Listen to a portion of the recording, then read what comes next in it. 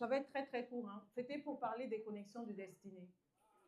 On ne peut pas parler, en fait, de combat spirituel, du champ de la pensée, du champ de bataille de la pensée, comme on a fait du champ de bataille du cœur, de toutes les âmes spirituelles, sans reconnaître que chaque fois que Dieu va vouloir faire quelque chose dans notre vie, il va passer par un homme.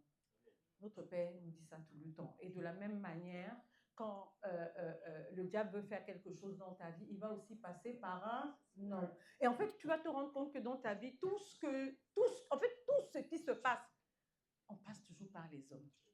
Donc, tu ne peux pas, c'est-à-dire, tu peux te fâcher comme tu veux, les hommes sont mauvais, mais tu as toujours besoin dans tous les cas, autant mieux apprendre à les gérer. Non, mais c'est vrai. Je veux dire, on est là, on s'énerve, oh, ils sont comme ça. Oui, mais Dieu lui-même, si lui-même, il n'a pas pu se passer des hommes, puisque même pour faire quelque chose sur cette terre, il est obligé de négocier. Regardez comment, même pour que Jésus vienne, Jésus qui est la parole incarnée, la parole faite chair, il va négocier avec une dame pour dire que, pardon, donne-moi ton ventre.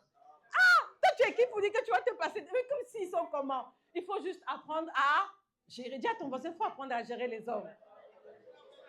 Non, il faut apprendre. Dis ça bien. Parce que là, tu dis ça comme si vraiment... Il faut apprendre. Il faut gérer les hommes. Oui, et les femmes aussi. Hein. Quand je dis homme, là, c'est pas... Voilà. C'est homme grand H. Merci, papa Jean-Claude. C'est homme grand H. Donc, il faut apprendre. Parce que même Dieu ne peut pas se passer. Donc, comment toi aussi, tu penses que tu vas te passer des hommes? Donc, tu ne peux pas.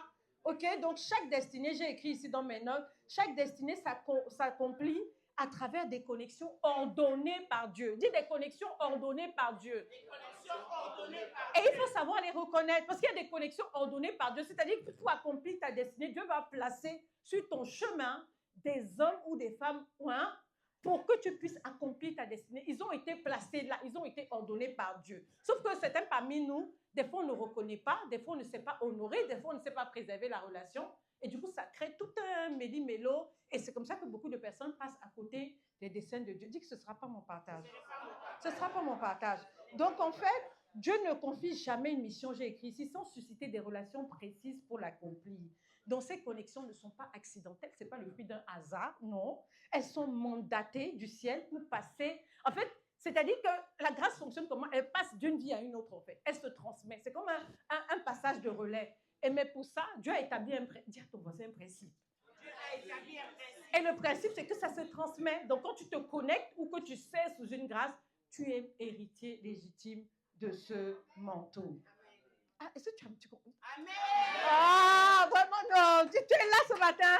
Voilà, c'est ça. Donc, on va lire dans Acte 17, verset 26 à 27. Si on peut juste me projeter, il faut qu'on lise ensemble. Parce que quand je dis ça, peut-être tu crois que j'invente. On lit ensemble.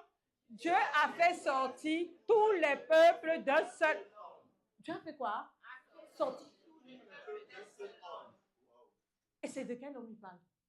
Ah, non, tu es là ce matin. Voilà. Donc, et on continue. Il les a établis sur toute quoi? La terre. Et il l'a fixé pour eux. Oh, dis ça bien. Des temps et pour leur lieu d'habitation. Il l'a fait pour cela. Pourquoi? Et pour qu'ils puissent. Bien que. Ah, tu as compris ça? Donc, toute chose arrive en son temps. Je veux qu'on ait cette intelligence-là ce matin de reconnaître que les choses n'arrivent pas au hasard, ni accidentelles. Il y a un temps marqué. Dis à ton voisin, il y a un temps marqué. Il y a un temps fixé par Dieu. Ce n'est pas toi qui fixes le temps. Ce n'est pas toi qui décides. Il y a un temps fixé. Et il y a même un passage de la Bible qui dit que les temps et les circonstances arrivent à tous. C'est-à-dire que chacun aura sa chance à un moment donné. Enfin, sa chance. C'est-à-dire l'opportunité à un moment donné d'accomplir tous les mandats pour lesquels Dieu l'a suscité. Donc, il y a un temps pour chaque chose. Maintenant, il faut qu'on ait la sagesse. Dis à ton voisin la sagesse. Le discernement. Pour reconnaître ces relations-là. C'est ça. Les honorer et les préserver. C'est ça.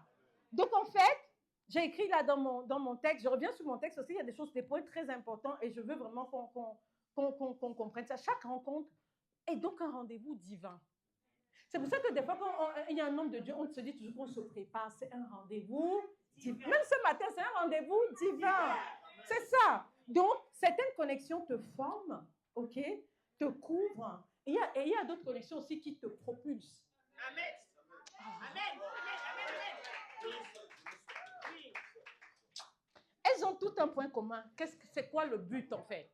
C'est quoi le but? Le but, c'est quoi ces relations?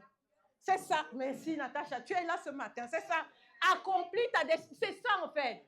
Et c'est pour ça que même quand le diable envoie des gens, c'est pour détruire ta destinée. Tout ça, c'est un truc de destinée. C'est un combat de destinée. Voilà. Donc maintenant, est-ce que tu es prêt pour ça? Parce qu'on va aller vite. Comment on fait pour reconnaître les collections de destinée? En fait, on va rentrer dans le comment. Vanel, tu peux nous mettre 1 Samuel 18, verset 1.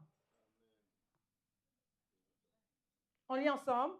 Après que David eut parlé avec Saul, Jonathan devint. Jonathan l'aima comme lui-même. Il y a certains versets qui disent que, c'est-à-dire que comme son âme s'attacha, c'est-à-dire il aima comme son âme en fait, c'est-à-dire l'attachement. Voilà. Donc quand une connexion est divine, ton esprit la reconnaît avant ton intelligence. Je ne sais pas comment expliquer. C'est-à-dire, et des fois tu veux expliquer, tu n'as pas de mots, les gens te regardent, on dit que c'est le human worship. C'est-à-dire tu idolâtries, tu aimes trop, mais c'est pas ça, c'est ton esprit qui a capté quelque chose. Oh, est-ce que vous êtes là ce matin? Ton esprit a capté quelque chose. Et c'est pour ça que tu ne peux pas l'expliquer en fait. Tu vois, c'est-à-dire ton intelligence n'a pas compris, mais ton esprit, dans l'esprit, vu qu'avant de quitter le ciel là, il y a des empreintes que Dieu a mis dans ta tête. Donc des fois, tu sais pas, ça ne vous arrive pas que des fois tu marches, tu as l'impression d'avoir vécu des scènes. Tu arrives quelque part, tu te dis, mais j'ai l'impression d'avoir déjà vécu cette scène. Ça t'arrive pas souvent. Moi, ça m'arrive tout. Il y a même récemment, même encore, je dis, mais c'est pas que tu as vécu, c'est dans ton esprit. C'est-à-dire, sauf que quand tu arrives, tous les problèmes brouillent tout. C'est-à-dire, la connexion que tu avais au ciel, même ton mandat, tout est brouillé. Le péché, tout, c'est-à-dire, tous les trucs sont brouillés. Donc, tu n'as plus de. Donc, des fois, quand tu commences à remarcher avec Dieu, tu as l'impression d'avoir vécu des scènes. Ça, c'est juste ton esprit qui est en train de te dire qu'il a capté une photo dans l'esprit, en fait. Et tu es en train de marcher dans ce que Dieu a pour toi. OK, donc j'ai écrit ici, quand une connexion est divine, ton esprit la reconnaît avant ton intelligence. Ce n'est pas une affinité, c'est une résonance. En fait, tu ressens la paix, tout devient clair en toi. Et tu as en fait, tu as une reconnaissance que tu ne comprends pas. Vous êtes là? En fait, tu ne peux pas expliquer, tu es tellement reconnaissant. Mais c'est Dieu qui fait ça, en fait. Tu as compris? Donc, le premier point, c'est ça. D'accord? C'est-à-dire, tu as quelque chose, c'est-à-dire, ton âme est attachée, ton esprit capte des choses et tu as une reconnaissance. Donc, ça, tu commences à te dire, là, c'est une connexion de destinée. Voilà. Donc, les connexions de destinée se discernent aussi par une paix que tu peux avoir. D'accord? Tu as une paix, en fait. Tu es en paix. C'est-à-dire, à un moment donné, ton âme est tranquille. Amen. Amen. La deuxième des choses, Vanel, tu vas mettre Amos 3, verset 3. On lit ensemble. 2 hommes peuvent-ils marcher ensemble sans s'être mis d'accord? Voilà. Donc, une vraie connexion divine ne contredit pas ce que Dieu t'a déjà dit. Non, dis ça à ton voisin. Voilà. Certaines personnes m'ont venu me voir. Dieu m'a parlé. Ça, c'est mon père spirituel. Ça, c'est l'autel où je peux être. Dès qu'il y a un problème, non, Dieu ne m'a plus parlé. Je m'en vais dans l'autre église.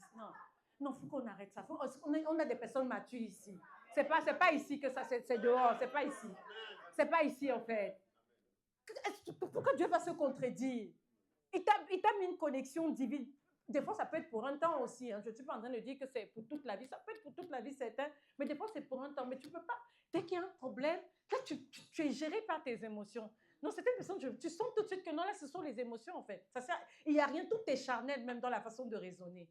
Oui. Donc, elle vient confirmer, amplifier et préciser, en fait, ton mandat. OK? Donc, Dieu utilise les relations humaines pour faire résonner une parole qui t'avait déjà donnée dans le secret. Tu peux dire ça en tes propres mots? Il vient faire résonner une parole qui t'avait déjà donnée dans le... C'est ça. C'est ça.